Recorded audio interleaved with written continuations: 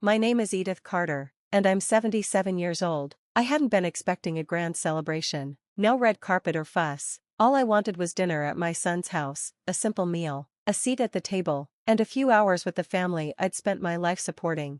I had just finished smoothing down the navy blue dress I always wore for special occasions. Nothing fancy, just neat, proper, respectable enough that my daughter-in-law, Marissa, wouldn't roll her eyes. The clock read a little past 6. Dinner was meant to start at 7. Then my phone buzzed. I slipped on my glasses, expecting a quick reminder from Garrett, or maybe a question about dessert. Instead, I read 8 words that split my world in two. You weren't invited. My wife doesn't want you there. No call, no explanation, just a text. For a moment, I thought it had to be a mistake, maybe a wrong number, maybe his phone had been hacked, but no, it was his number, his tone. I sank into my chair, phone still in hand. My heart wasn't just breaking, it was unraveling. Memories flooded me, Garrett clutching my hand on his first day of school, Garrett at 12, crying when his dog died, Garrett proudly introducing Marissa to me, and now, Garrett, a grown man, telling me I wasn't welcome. I didn't cry, I didn't move, I just sat in silence, and something inside me shifted. After years of giving, of showing up, of sacrificing, I finally saw the truth. Maybe it was time to stop showing up for people who had no room for me. The house was too quiet. I walked over to my old secretary desk, the one my mother had left me, and opened the drawer where I kept every financial record. Each folder was neatly labeled. I pulled out the thickest one, Garrett. Inside lay the story of 2 decades of giving. A $20,000 check for his failed business. Tuition for Marissa's real estate license. Bank transfers for roof repairs. The down payment on their house. The kitchen remodel Marissa had to have. Every receipt whispered the same truth. My love had become their expectation. My wallet had been their safety net. My name, the invisible ink behind every corner of that house. 6 months earlier, Garrett had told me about their dream home overlooking the river. Mom, you'll have your own corner, he'd promised, but that corner didn't come with a chair at their table. I looked at the glossy brochure still sitting on my kitchen table. I had paid $120,000 toward that down payment, a gift, not a loan, a mother's way of saying, I'm here, I care. Now, it felt like I had bought my way out of their lives. For the first time, I asked myself the question I'd avoided for years, was this love, or just a transaction? I didn't defend them this time, I didn't excuse them, I sat with the truth. I had spent a lifetime giving, and they had gotten used to it. That night, I didn't sleep. The words replayed over and over, not invited. My wife doesn't want you there. By morning, I knew what I had to do. I brewed a strong cup of tea, spread Garrett's folder across the table, and called the bank. Flatville Community Bank. How may I help you? My name is Edith Carter, I said firmly. Suspend all automatic payments from my accounts immediately, and revoke my son Garrett Carter's power of attorney. The line went quiet before the clerk confirmed. That's what I want. Start today. When she told me all 174 payments had been blocked, I thanked her, hung up, and let out a breath I didn't know I was holding. For the first time in decades, I felt light. I hadn't just canceled payments, I had reclaimed myself. When Garrett's name lit up my phone, I didn't answer, I typed a single message instead. Time to pay your own way. Then I shut the phone off, and turned a corner in my life. By the time Garrett showed up at my door, the kettle was already on. He rang the bell hard, impatient. He wasn't here to talk, he was here to take control. I opened the door, he walked straight in. Mom, what's going on? His voice carried both worry and anger. The mortgage bounced. Marissa's car payment didn't clear. The bank said all authorizations were cancelled. Did you stop everything? Yes, I said calmly. All of it? All 174? He dropped into a chair like he'd been punched. Why? I didn't shout. I didn't cry. I just looked him in the eye. You uninvited me, Garrett, from the home I helped pay for. You said your wife didn't want me there, and you didn't stop her. That was a mistake, he mumbled. Marissa was upset. I didn't mean it. You didn't mean to say it, or you didn't mean for me to finally respond? I asked. He had no answer. I poured 2 cups of tea, he didn't touch his. We have bills, Mom, he said at last. Loans, Toby's tuition, the house, you've always helped us. I let the silence stretch. For once, I didn't fill it with excuses.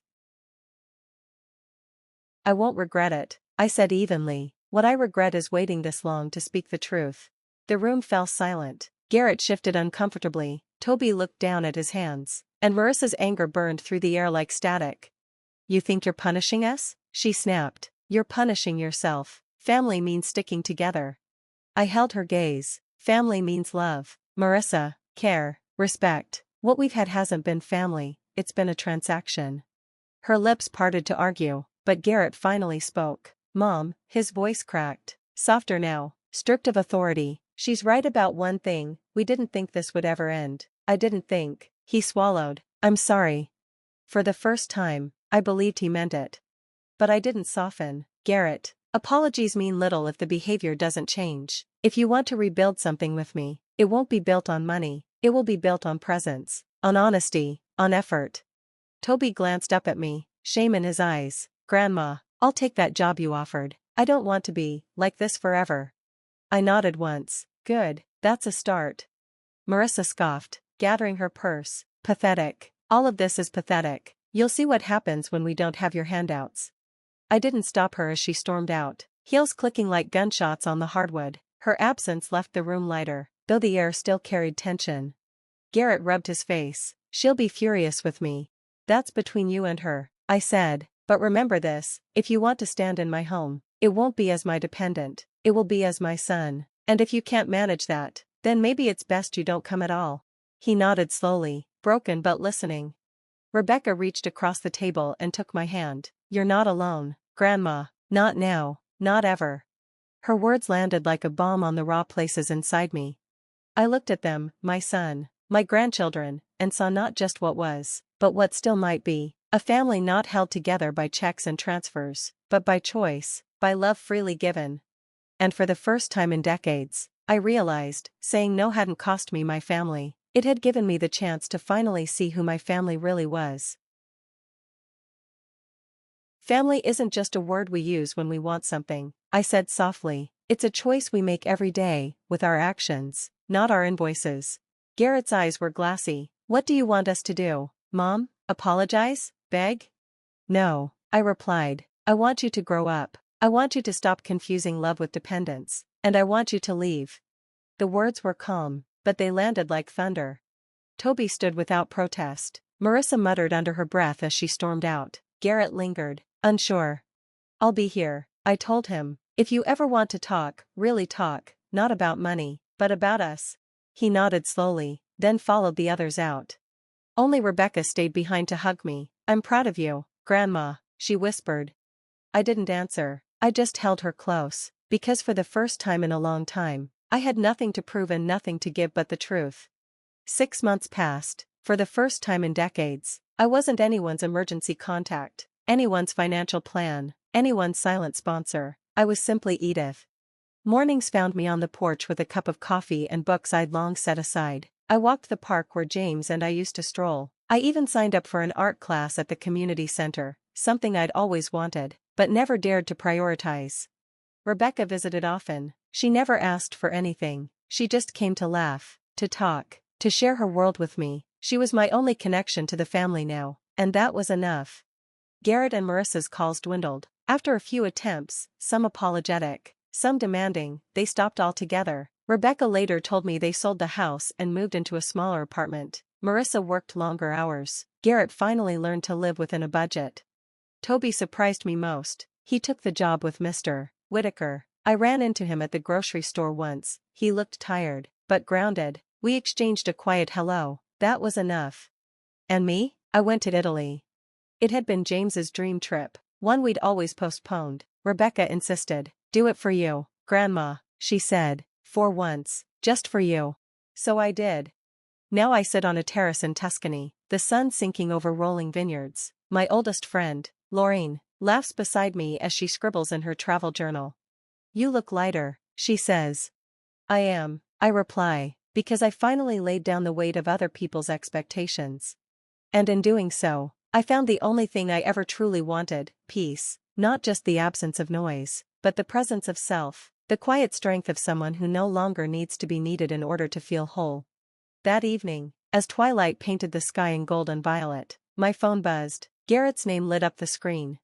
6 months ago, I would have answered before the second ring, eager, hopeful, already rehearsing how to fix things. Now, I let the screen fade to black.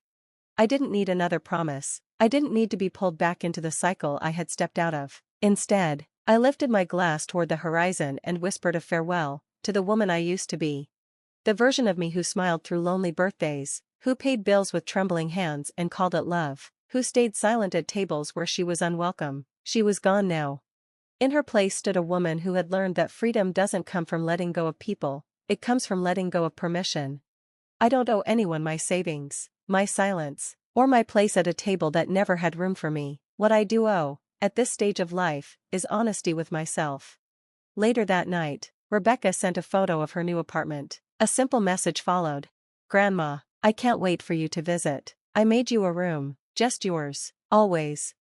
I smiled, because sometimes the legacy we leave isn't the money we gave or the houses we built, it's the truth we finally spoke, and the boundaries we were brave enough to draw. And that, at last, was enough.